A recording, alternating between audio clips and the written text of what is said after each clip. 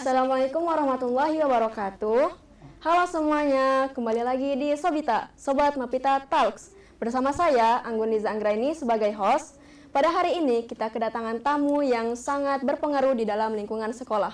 Beliau adalah Bapak Heruto Harudin sebagai wakil kesiswaan di sekolah MA Putri PUI Talaga. Halo Bapak. Halo. Bagaimana kabarnya Bapak? Alhamdulillah baik. Bapak kan sebagai wakil kesiswaan di sekolah nih. Iya. Tahu nggak sih awal mula sekolah ini didirikan? Oh iya. Awal mula sekolah ini didirikan didirikan pada tahun 1966. Dan waktu itu sekolah ini asalnya bernama SGI dan itu siswanya campur antara laki-laki dan perempuan. Kemudian berubah menjadi mu'alimin dan mu'alimat, dan sekolah ini adalah mu'alimat. Kemudian pada tahun 1979 berubah menjadi Madrasah Sanawiyah dan Madrasah Aliyah Putri PUI Talaga, sebagaimana yang kita ketahui sekarang ini adalah Madrasah Aliyah Putri PUI Talaga. Wow, sudah lama sekali ya Bapak?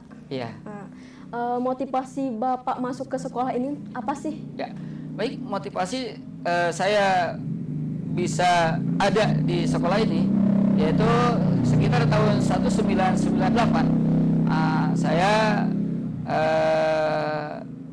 mulai berkecimpung di sekolah ini dengan motivasi yaitu sebagai pengabdian ya, untuk mengembangkan, memajukan serta berusaha untuk menjadikan sekolah kita semakin baik, semakin maju. Oleh karenanya mungkin motivasi saya itu tadi, yang pertama adalah sebagai pengabdian, yang kedua yaitu kita ingin memajukan sekolah ini untuk bisa berbicara di level-level tertinggi. Wow, keren sekali. Pengalaman pribadi Bapak sebagai wakil kesiswaan sekolah ada nggak sih? Oh iya. Pertama ya, saya masuk ke sini sebelum saya menjadi wakil kepala kesiswaan. Pertama saya masuk ke sini itu adalah sebagai pembina pramuka, dan yang dimana kalau boleh saya ceritakan pengalaman saya ketika di sekolah ini, karena memang basic saya itu ada di pramuka gitu ya, di ekstrakurikuler pramuka. Awalnya sekolah kita mungkin tidak diperhitungkan oleh sekolah-sekolah lain karena memang kita ini posisinya sebagai sekolah swasta. Kemudian saya dengan rekan-rekan, dengan guru-guru berusaha dari mana nih kita harus melangkah untuk memajukan awal langkah sekolah kita. Maka karena basic saya adalah di pramuka, maka kita mulai dari tahun 2001 kita mulai mengembangkan sekolah kita melalui salah satu ekstrakurikuler yaitu di pramuka. Alhamdulillah waktu itu di arena Jambore Ranting kita mendapatkan prestasi juara pertama. Kemudian melangkah ke sininya, semua aktivitas yang khususnya yang ada di pramuka kita selalu ikuti, baik itu tingkat kecamatan, tingkat kabupaten ataupun tingkat provinsi, bahkan ada salah satu siswa kita mengikuti Raimuna Nasional. Nah kemudian pada tahun 2018 yaitu saya diangkat menjadi wakil kepala kesiswaan. Yang jelas mungkin tanggung jawab saya semakin meningkat, semakin berat, katakanlah berat, tapi semuanya itu kita jalani dengan dengan penuh tanggung jawab, dan kita nikmati apa yang menjadi tugas daripada kepala sekolah ini. Wah, sangat berprestasi sekali murid-murid di sekolah ini ya. Saya dengar-dengar itu Bapak juga menjadi kepala asrama.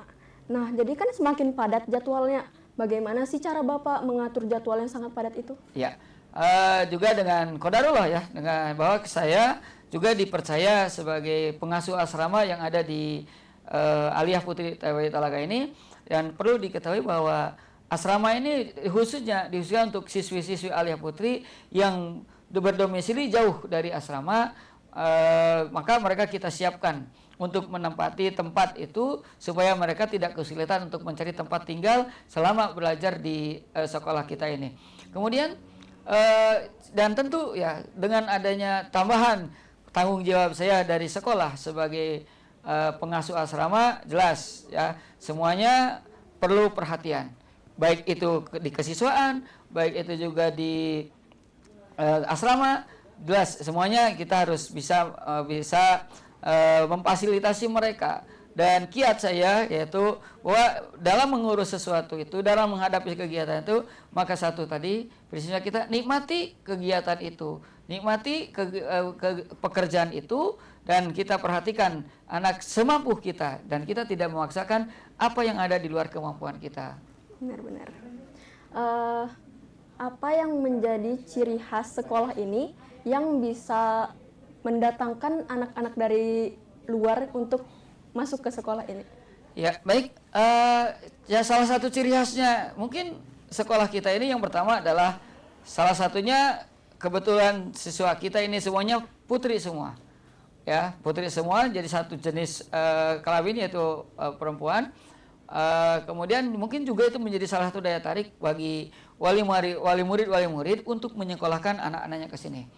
Nah, kemudian yang selanjutnya kita memberikan fasilitas kepada siswa-siswa itu, diantaranya ya sekolah kita ini bebas dari biaya.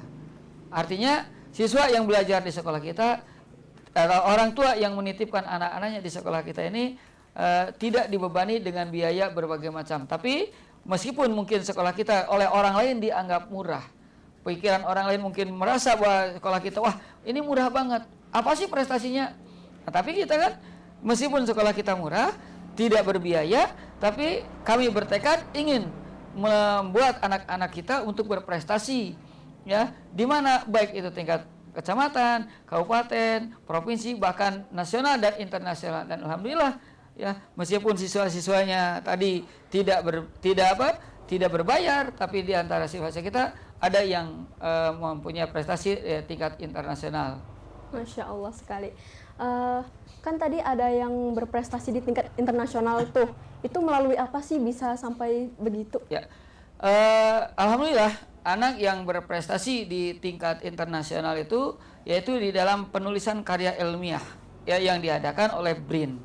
Ya, alhamdulillah siswa kita bisa lolos ya untuk ke tingkat internasional, dan barangkali karena waktu itu situasinya sedang COVID, maka sekolah kita bahkan dari Indonesia, utusan dari Indonesia itu tidak berangkat ke sana, jadi hanya online.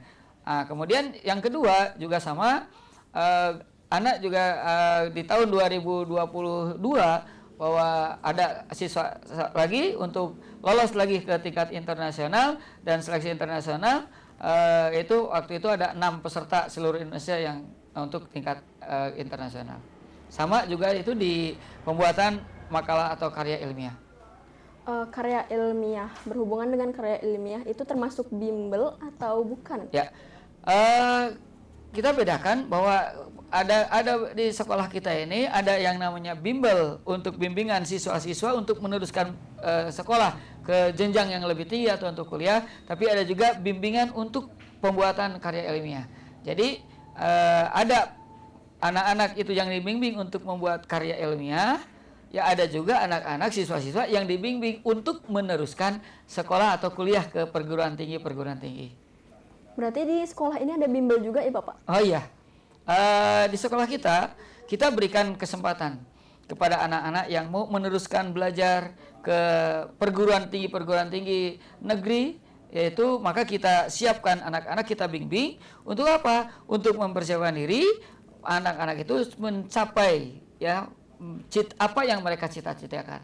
Tapi jangan salah loh ya, meskipun kita ini memperhatikan anak-anak yang bimbel, tapi yang mau melanjutkan sekolah atau mau melanjutkan kuliah ke perguruan tinggi negeri, tapi sekolah juga memperhatikan bagi anak-anak yang tidak akan meneruskan kuliah. Ya di antaranya yaitu kita program yang namanya di sekolah kita ini ada program terminal.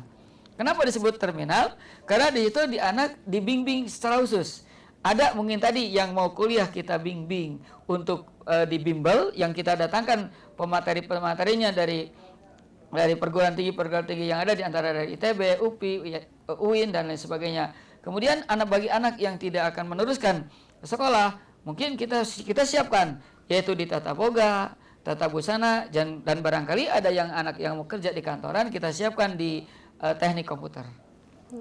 Di sekolah ini ada nggak sih ekstrakurikuler kayak yang di sekolah lainnya? Oh iya, karena anak-anak kita ini ya atau siswa-siswa Aliyah Putri ini juga berbeda-beda minat dan bakatnya, maka kita mengadakan berbagai macam ekstrakurikuler. Di antaranya ada barangkali anak yang senang dengan kesehatan, maka kita masukkan di PMR.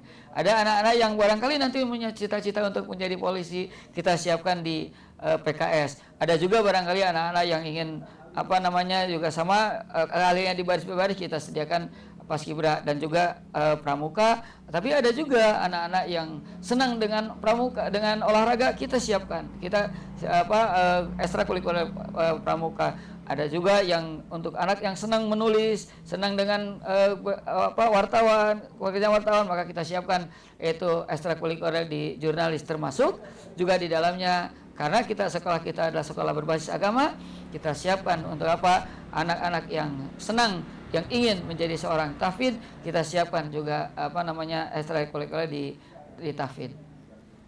Kan itu banyak banget ya ekstrakurikulernya di sini, dan ada juga bimbel. Nah, gimana kalau salah satu anak nih, dia suka ekstrakurikuler nih, tapi dia juga ingin masuk ke bimbel, ada waktunya tersendiri nggak sih? Ya, kebetulan kita memodif waktu itu bagaimana supaya si anak yang berbakat itu di salah satu bakatnya dia ini, tapi juga dia ingin kuliah, maka kita setting waktunya kita bagi, ya, yaitu kalau untuk ekstrakurikuler karena karena di sini juga ada ekstrakurikuler wajib tuh, ya, ada juga yang wajib diikuti oleh seluruh siswa, tapi siswa juga ada pilihan, yaitu yang untuk wajibnya yaitu pramuka itu wajib semua, ya. Kemudian kalau paskibra, PMR dan PKS itu anak-anak boleh memilih salah satu diantaranya. Nah, kemudian bagaimana ini anak yang di sini untuk bimbel?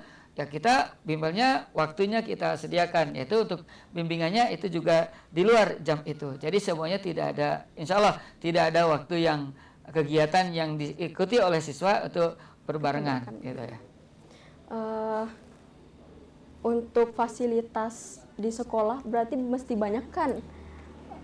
Ada mencakupi nggak sih di sekolah itu untuk bimbel-bimbel gitu? Baik, untuk fasilitas di sekolah kita ya, untuk barangkali untuk bimbel ya, untuk ekstrakurikuler, untuk belajar mengajar dan lain sebagainya, ya kalau mau kita katakan kurang, ya jelas kurang.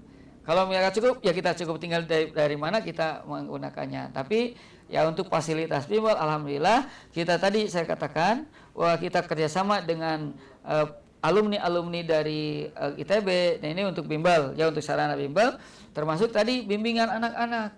Untuk kenapa harus bekerja dengan mereka? Ya, untuk memberikan pengalaman kepada siswa-siswa kita untuk dapat tadi melaksanakan atau mengikuti bimbingan belajar. Wah, tapi jangan lupa loh, bimbel itu juga gratis kita.